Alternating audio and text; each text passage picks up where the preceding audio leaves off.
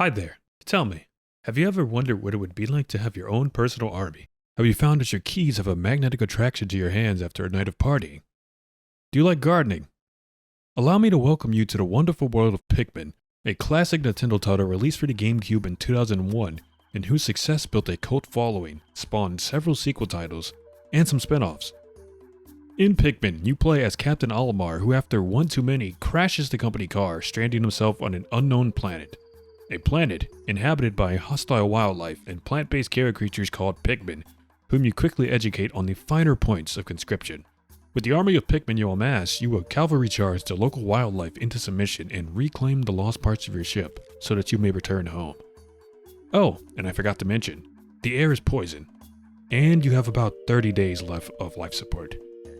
Now, I played this game when I was just a wee Bobby, and I remember picking it out at Blockbuster, may it rest in peace, and I thought it would be pretty fun. I then proceeded to get absolutely dunked on for 7 days before I had to take the game back, but today, at the ripe age of 27, I return and finally will be completing Pikmin. Hopefully, before Olimar's life support runs out.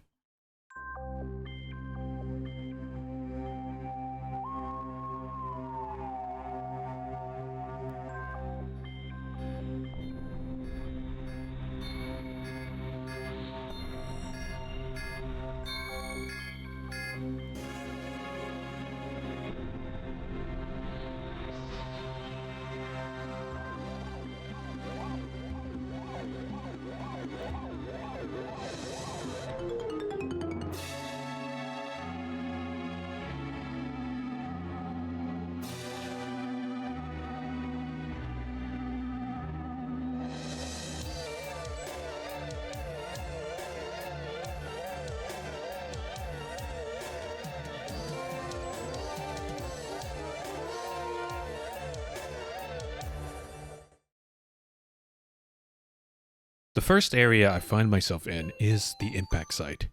It is here where I encountered the first type of conscript for my army, the red Pikmin. In this tutorial zone, you are taught the ins and outs of growing and caring for your beta carotene rich companions, in addition to how to order them around.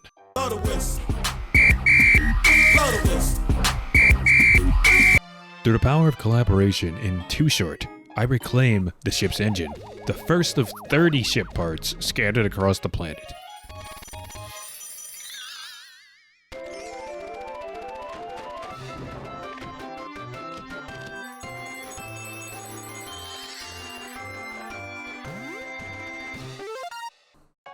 With this, the Pikmin and I are able to escape into the upper atmosphere as the sun sets on the very first day.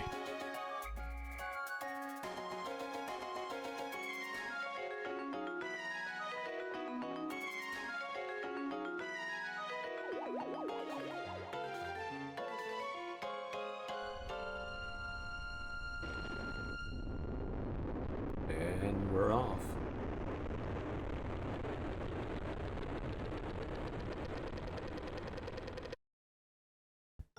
Now, reclaiming the first part also opened up a new area, the Forest of Hope. And it is here where you will make several discoveries about your new companions. You may take note of the Pikmin's addiction to the performance-enhancing substance known as nectar, as well as their destructive capability and their propensity for violence. You also will make contact with more of the local wildlife, or as I like to call them, walking fertilizer.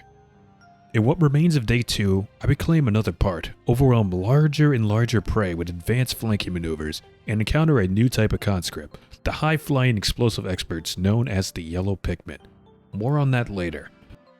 With this discovery, the second day draws to a close.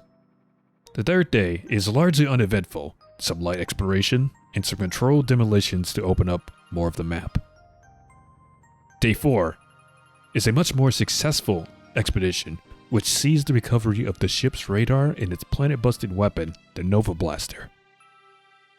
On day 5, I pick up my 5th part, which unlocks a brand new area full of parts called the Forest Navel. And seeing as the remaining parts in the Forest of Hope are currently unreachable, I'll be diving right into it to start day 6. This new area is teeming with many new forms of life, several of which hold or protect a part of the ship. The first I encounter is the humble bread bug, a harmless little critter shaped like, you guessed it, bread. I deal with it using the usual tactics. Quick side note, there was in fact an easier way to handle the bread bug, involving using one of these pellets as bait and dragging it back to the ship as my chat tried to tell me. But, come on, it only had like a third of its health left. How long could it take? So it took half the day, but I got another part, the space float. I also found the last type of Pikmin, the blue Pikmin, whose aquatic adaptations allow me to lead my army through deadly puddles of liquid. And I end the day by breaking another part, most of the way back to the ship, but fortunately I end up having to come back to claim it another time. Today is also the first time one of my Pikmin gets left behind.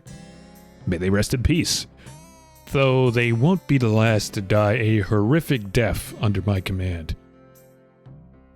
On day 7, I return to the Forest of Hope to clean up the remaining parts and shore up my supply of blue Pikmin.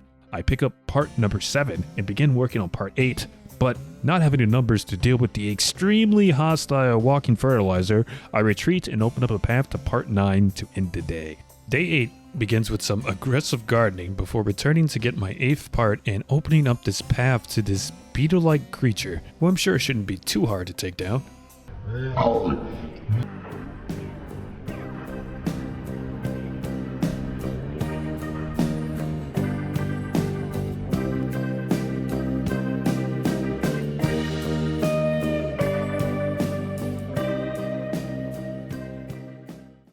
63 lives.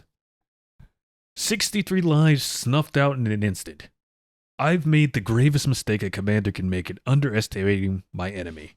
A mistake I will never make again. Probably. After the disastrous end of day 8, I regroup and prepare for my second bout with the Cannon Beetle. Alright, you beetle bastard, your ass is mine.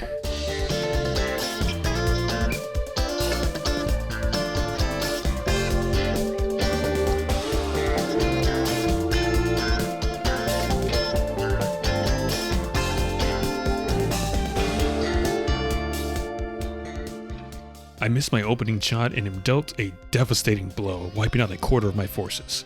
Not a good start. Then I miss again. And again. Before finally, I land a disabling strike. I charge my forces into the enemy's exposed rear, to little effect. It seems I had to toss my Pikmin directly onto the beetle to deal any significant damage. But as I come to this realization, the window closes. So I again must time my strike just right, and success. With its weak point exposed, my forces descend on the beetle, dealing a good chunk of damage before its shell closes again. And just as I bring it below half health, it fires another shot, aimed at the brave Pikmin who clogged its blowhole. And I kid you not, he freaking dodges it. Oh my god, he dodged it, he's crazy. That Pikmin unlocked Ultra Instinct. I can't make this shit up. Anyway, I get some more damage in, bringing the beetle within an inch of its life and swiftly finish it off soon after without losing any more Pikmin. And from here, I'm able to retrieve part number 9, the radiation canopy. And with that, I make my way over to the final part in the Forest of Hope. He's dead. Holy! Wow! And never mind, I'll come back later. On day 10, I revisit the Forest Navel and kick off the day by quickly retrieving part 10 right outside the landing zone where I left it. As I explore more of the area, I notice that many of the parts are behind these bombable walls, and so I seek out a supply of bomb rocks. What I find along with the bomb rocks is part number 11. As the path to the bomb rocks is riddled with liquid hazards, it will require some careful maneuvering to ensure nothing goes wrong. No! Whoa! A minor and unfortunate setback, but a mistake I've surely learned from.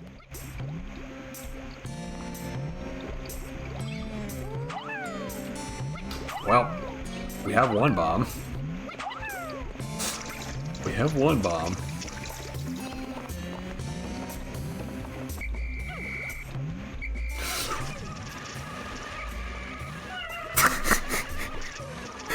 Why, bro? I did it again! As I learned the hard way, calling thrown bomb rock carrying Pikmin back with the whistle will cause them to drop the bomb, often leading to disastrous results. With the plan to open up some of these stone gates shot for now, I spend the rest of day 10 exploring and get introduced to the walking war crime that is the fiery blowhog.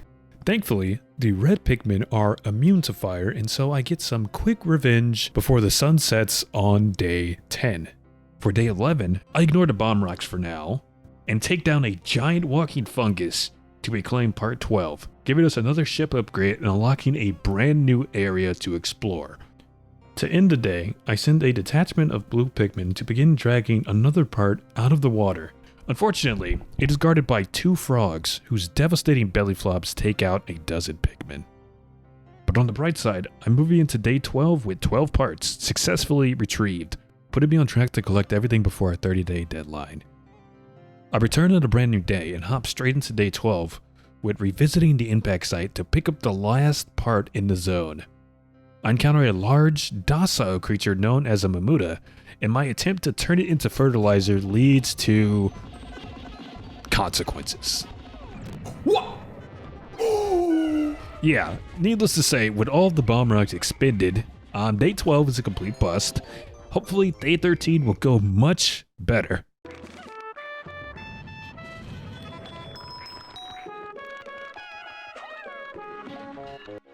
For day 13, we encounter a slime creature known as a Gulix, whose primary method of attack is drowning its prey. But with the help of the blue Pikmin, I make quick work of it, open the gate, and retrieve part 13 from a clam before ending the day. With this, we can close the book on the impact site. The next day, I return to the Forest of Hope to claim the final part there as well, and I beat the absolute hell out of a giant bird to obtain the Gaia encounter and finish up the Forest of Hope. The next zone I will be clearing is the Forest Navel, where we return for day 15.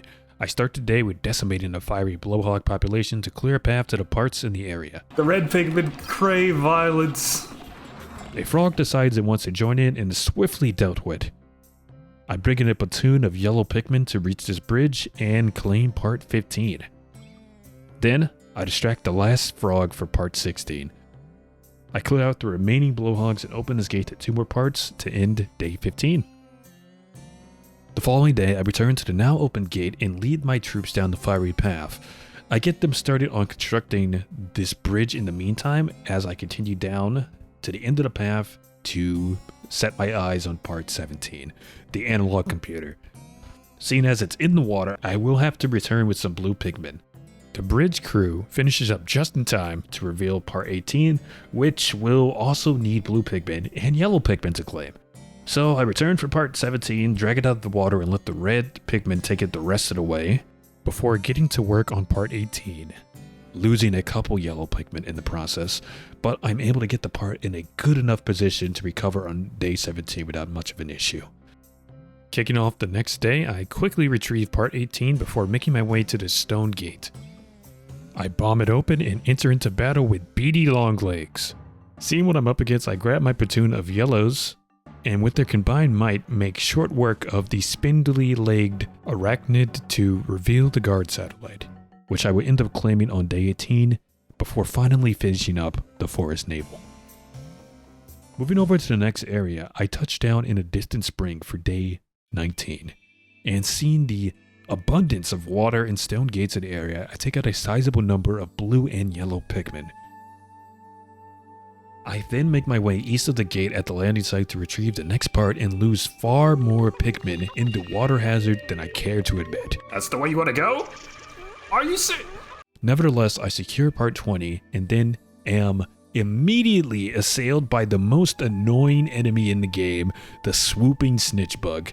This devil spawn will swoop down and kidnap 2 of your Pikmin before flying off to replant them somewhere and coming right back to do it all over again. Thankfully, with a well-timed toss, I knock it out of the air and quickly swarm it to finish it off.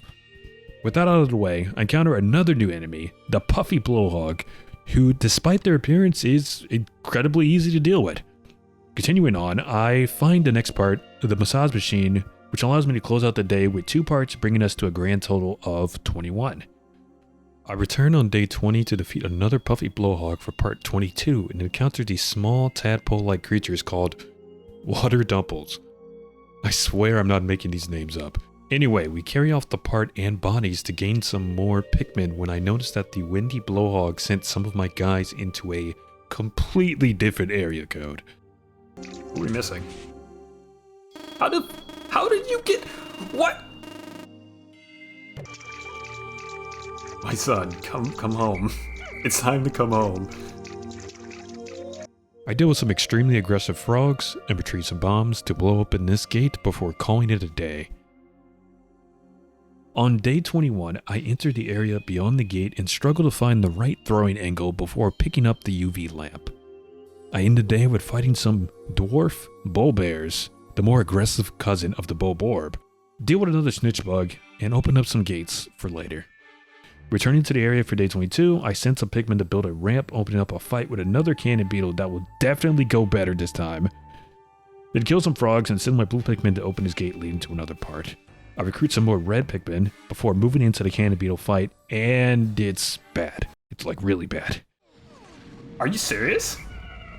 But eventually, I defeat it for part 24, and end the day not looking too long at the Pikmin lost in battle.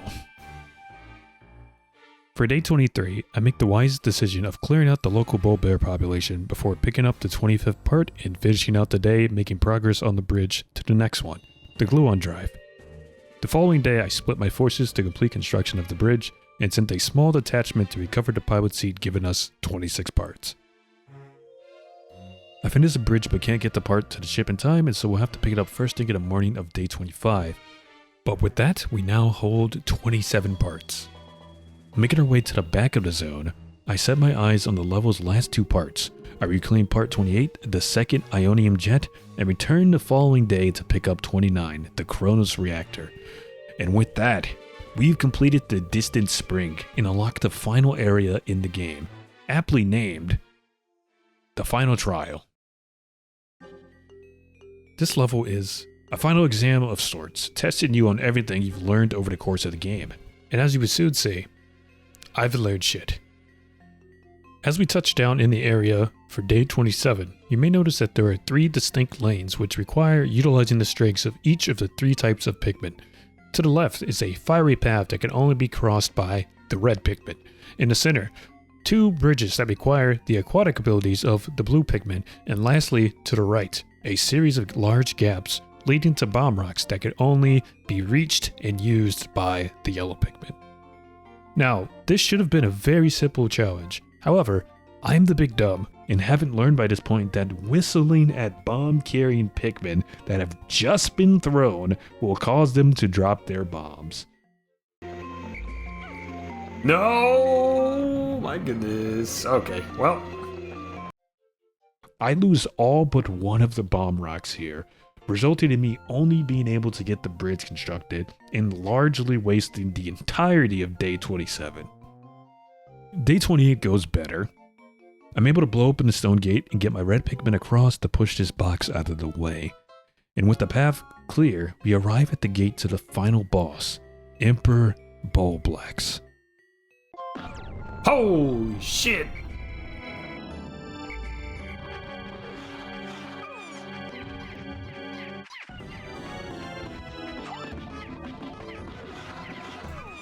Holy shit, you ate a lot of them. What the fuck? That wasn't ideal.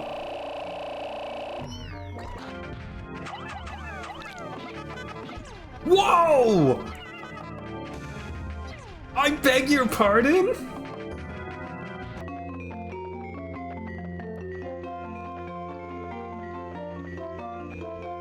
Bam, what the fuck is this, boss? This is a children's game! What is going on? Are you serious, brother? Oh my god. So ends my first bout with Emperor Bulblax. Now I learned a couple things from this first attempt, namely the 3 different attacks to watch out for. The first is the tongue attack, where after drooling for a moment, Bulbox will lash out with its tongue, slurping up any Pikmin in a wide arc. A fun thing to note with this attack is there isn't an upper limit for how many Pikmin can be eaten at once. So, if you are particularly unlucky, all of your Pikmin can be gobbled up in an instant. For their second attack, Bulbox will shake off any latched on Pikmin, dropping them at his feet before jumping in place to crush them. And in their last and most devastating attack, Bulbox will leap into the air before crashing down like a meteor, killing anything beneath him and taking half of Olimar's health if he finds himself in the blast zone. And in fact, it is this attack that earns me my first death.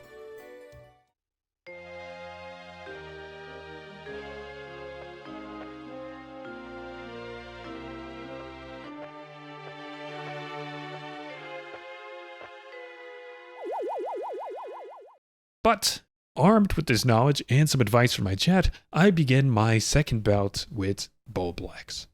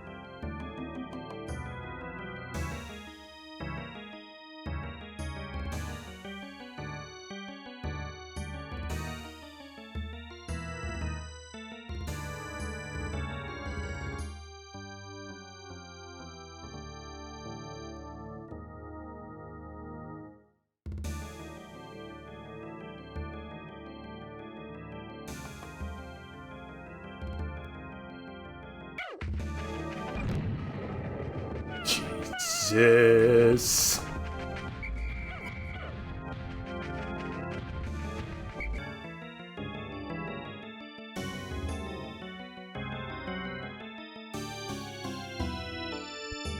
Congratulations, you've all been drafted.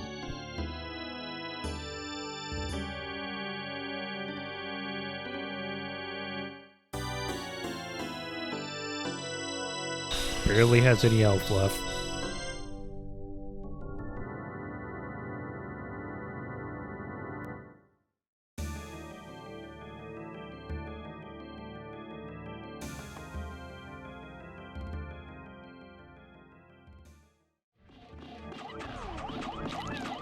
Perish! Perish!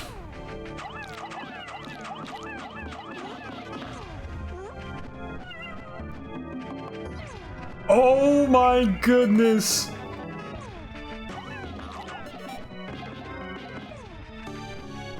And despite how good the second round went for me, I did end up running out of time. And the next couple attempts went more or less the same.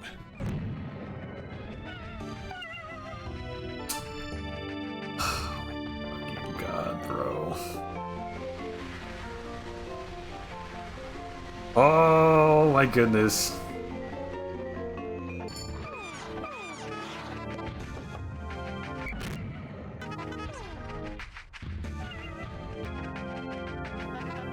Dude. Don't do that. Are you fucking serious? And whether I ran out of Pikmin or ran out of time, every single attempt ended the same, with a loss. And after 2 hours and half a dozen attempts, I reached my breaking point. This is a kid's game, bro. Why is it so hard? When I reflected on what went wrong in each attempt, the 2 biggest things I noticed was a lack of strategy, leading to mass casualties, and eventually running out of Pikmin, and the fact that each time I was the closest to defeating Bulblax. I simply ran out of time. So, returning on a brand new day, I had a game plan. I was going to clear the path completely, opening every gate, including the one on the back of the arena, so that when I started a fight on a new day, I had as much time as possible. Next, instead of managing a large swarm of Pikmin that could be slurped up or crushed by Bulblax's massive dumping in an instant, I would have my primary force wait outside the gate where he can't reach, and then only after he had eaten one of my Bomb Rock Pikmin would I attack. And so, without further ado, let's fight Emperor Bulblax one last time.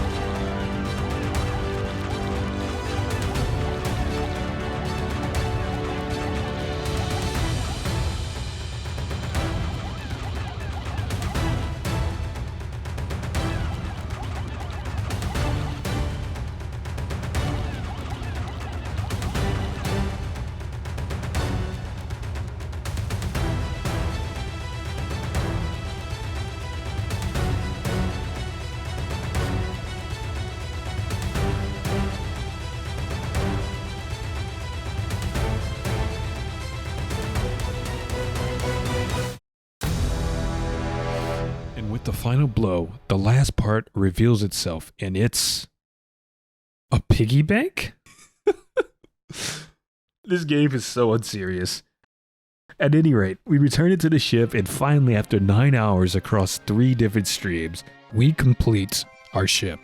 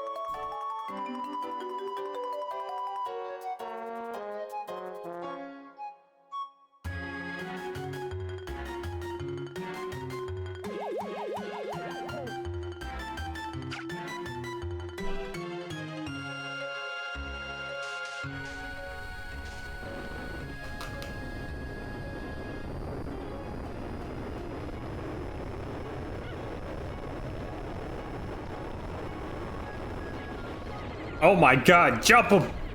Jump him!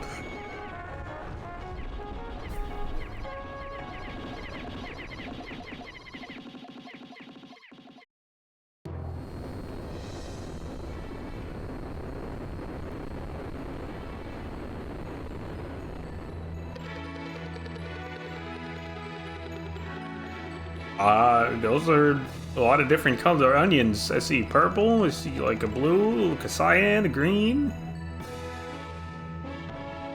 There was an orange in there too.